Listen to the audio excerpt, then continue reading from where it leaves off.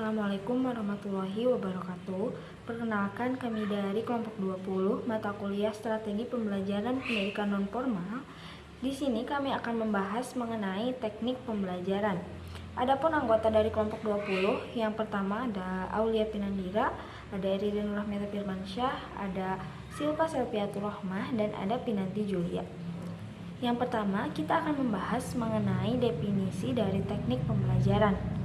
Teknik pembelajaran dimaknai sebagai suatu cara yang dilakukan oleh pendidik dalam mengimplementasikan suatu metode secara spesifik. Adapun teknik pembelajaran yaitu merupakan suatu rencana mengenai cara-cara pendayagunaan maupun penggunaan potensi dan juga sarana-prasarana yang ada untuk meningkatkan efektivitas maupun efisiensi dalam suatu pengajaran. Baik, yang selanjutnya di sini ada manfaat teknik pembelajaran. Nah, yang pertama itu meningkatkan produktivitas pembelajaran, di mana dengan pendidik menerapkan teknik pembelajaran yang baik dan benar, yaitu mampu membawa proses belajar itu akan lebih efektif dan efisien. Selain itu, proses belajar juga akan mampu membantu peserta didik untuk mereka lebih meningkatkan kemampuan individualnya dalam mengembangkan potensi ataupun memecahkan masalah dalam proses belajar tersebut. Dan di sini juga proses belajar itu tidak terpusat kepada pendidik, tetapi peserta didik diberikan kesempatan untuk lebih mengeksplorasi ilmu ataupun materi belajar yang akan mereka pelajari. Jadi proses pembelajaran akan berlangsung secara produktif. Nah, yang kedua itu memberikan kemungkinan pembelajaran dengan sifat yang lebih individual. Sebagaimana tadi jelasin bahwa eh, pendidik proses pembelajaran tidak terpusat pada pendidik. Di sini proses pembelajaran berarti student centered, yang mana peserta didik diberikan kesempatan untuk mengeksplor sebanyak-banyaknya ilmu dan juga materi pelajaran yang akan mereka pelajari, dan juga proses pembelajaran yang juga tidak kaku dan juga tidak tradisional gitu. Nah, yang ketiga itu memberikan proses pembelajaran yang dilandasi oleh dasar yang lebih ilmiah, yang mana dengan pendidik menerapkan teknik pembelajaran yang baik dan benar gitu, proses belajar juga akan terlaksana secara sistematis. Rencana belajar akan tersusun secara sistematis, dan ilmu ataupun materi yang mereka dapatkan ataupun yang pendidik berikan itu, ini materi yang diberikan itu yang sudah diuji ataupun sudah dilakukan penelitian-penelitian sebelumnya, yang mana ilmu ataupun materi yang diberikannya juga ini lebih faktual gitu. Nah, yang selanjutnya lebih menguatkan proses pembelajaran, gimana yang tadi udah jelasin bahwa sumber-sumber belajarnya juga faktual dan apa ya, yang udah dilakukan penelitian-penelitian sebelumnya, dan juga eh, tadi proses pembelajarannya lebih efektif dan juga efisien, peserta juga mampu mengekspor materi dan juga ilmu pelajaran sendiri. Dan yang terakhir itu mengantarkan suatu pembelajaran ke arah yang ideal, cepat, tepat, dan juga harapan.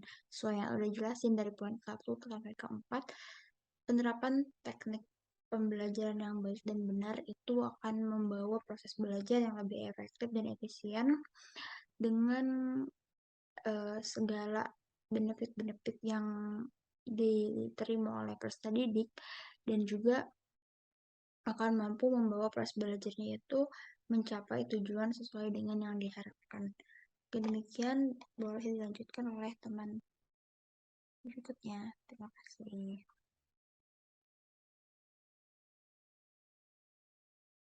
Baik, saya akan memaparkan karakteristik teknik pembelajaran. Dalam penerapannya, baik teknik dan metode yang disampaikan oleh pendidik pada saat proses pembelajaran tentu memiliki karakteristik dan kelebihan. Adapun beberapa kelebihan yang menjadi karakteristik dalam penerapan teknik pembelajaran sebagai berikut menurut Dono Suko 2021. Yang pertama, teknik pembelajaran berfokus pada aktivitas peserta didik dengan mensinergikan potensi minat, bakat, intelektual, dan emosional siswa. Hal ini bertujuan untuk mengembangkan hasil belajar yang sesuai dengan kemampuan kognitif, efektif, dan psikomotorik pada peserta didik.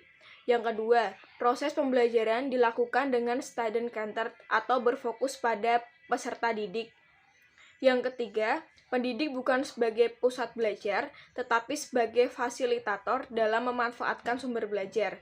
Yang keempat, proses pembelajaran berorientasi pada kebutuhan dan kemampuan peserta didik, serta menyesuaikan dengan materi atau pembelajaran yang akan disampaikan. Adapun menurut Kusnah 2018, dalam penerapan teknik pembelajaran pada kurikulum 2013, karakteristik kurikulum 2013 termasuk teknik pembelajaran sebagai berikut. Yang pertama, isi atau konten kurikulum yaitu kompetensi dinyatakan dalam bentuk kompetensi inti atau KI, suatu pendidikan dan kelas dirinci lebih lanjut dalam kompetensi dasar atau KD mata pelajaran.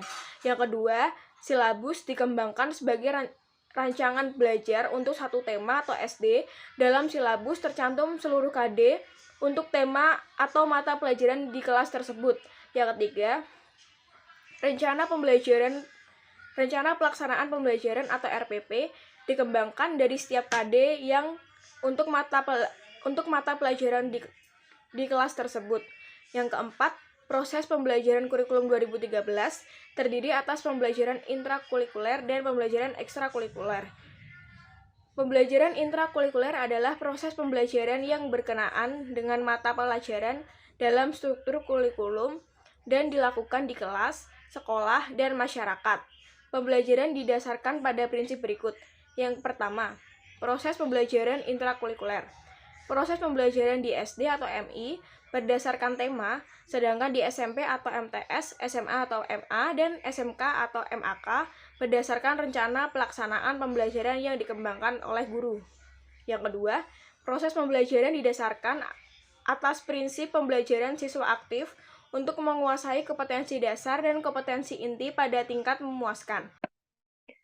Oke, selanjutnya itu ada macam-macam teknik pembelajaran. Berbagai teknik ini itu merupakan teknik pembelajaran yang secara umum tidak memerlukan waktu yang lama. Di antaranya itu adalah sebagai berikut. Yang pertama, one minute paper atau teknik pembelajaran kertas 1 menit. Teknik ini itu aslinya dikembangkan oleh Spencer Kagan dan diterapkan dalam pembelajaran kooperatif. Teknik pembelajaran ini merupakan teknik yang sangat efektif untuk mengukur kemajuan pembelajaran para mahasiswa maupun siswa, baik kemajuan dalam pemahaman terhadap bahan ajar maupun kemajuan dalam melakukan tanggapan terhadap bahan ajar.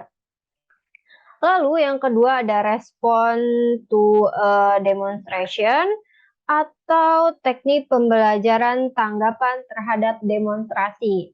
Teknik ini itu digunakan setelah guru melaksanakan presentasi atau pembahasan mengenai pembelajaran suatu kegiatan demonstrasi, para siswa maupun mahasiswa diminta untuk menuliskan atau menjelaskan suatu paragraf yang dimulai dengan kalimat saya pada hari ini telah belajar tentang bla bla bla, atau saya mulai bertanya-tanya tentang apa itu sebenarnya bla bla bla. Kegiatan ini itu memberikan kesempatan pada siswa untuk merefleksikan hal-hal apa saja yang baru dipelajari dari presentasi gurunya. Lalu yang selanjutnya itu ada active response. Active response atau teknik pembelajaran tanggapan aktif. Teknik ini itu mirip dengan teknik-teknik yang lainnya. Dalam hal ini itu mahasiswa maupun siswa diminta untuk melaporkan tanggapan mereka terhadap fase tertentu dari bahan ajar yang telah diajarkan. Lalu yang selanjutnya ada daily journal atau teknik pembelajaran jurnal harian.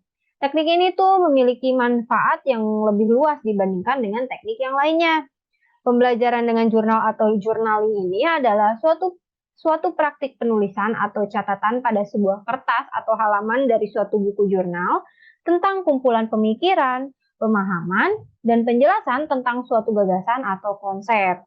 Lalu yang selanjutnya itu ada teknik pembelajaran kuis bacaan atau reading quiz.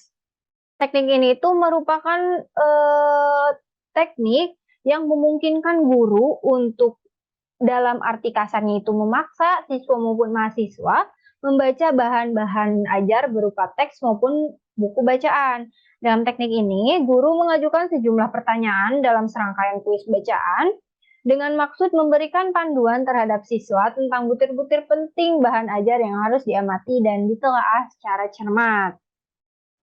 Sebenarnya masih banyak sekali teknik-teknik pembelajaran, dalam pembelajaran.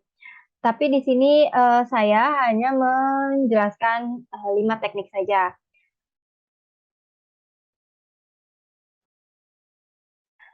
Mungkin cukup sekian penjelasan materi dari kelompok kami. Kurang lebihnya mohon dimaafkan. Wassalamualaikum warahmatullahi wabarakatuh.